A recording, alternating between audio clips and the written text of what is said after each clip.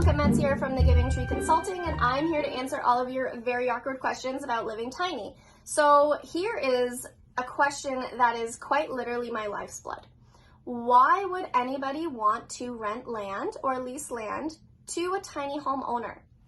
Why? Why would they want to do that? I'm going to tell you why, because there are so many reasons.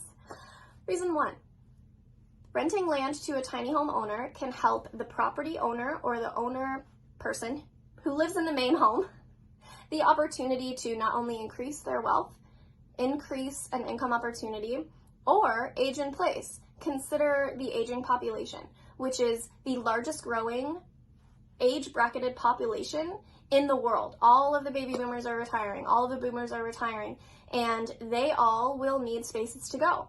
And a lot of them will not be able to stay in their homes. Now, having an additional dwelling unit on their property allows them to either stay in their home or perhaps downsize on their own property. So there are a lot of really unique uses that is really going to come into play here. Now, if you're considering on the opposite end, that is an individual who may not know the property owner or may not, maybe it's not a family member or someone, total strangers.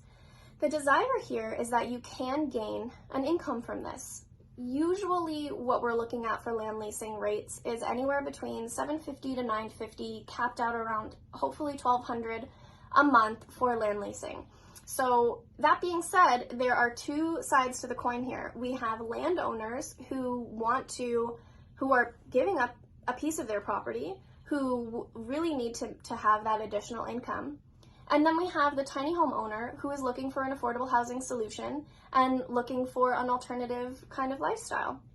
Both of those people have different needs. The property owner wants to make money from this the majority of the time, and the tiny homeowner wants to save money from this. So you have two kind of conflicting interests at the end of the day. So your parking spot or your land leasing scenario might not always be what you deem as affordable or attainable. It has to make sense for the property owner, and it has to make sense for you. More often than not, when you're mortgaging out a tiny home at around $200,000, you can expect to be paying that mortgage off around the $1,500 mark. And so $1,500 plus then potentially $950, now you're up into rental terms and the current rental market, which for a lot of people is not affordable.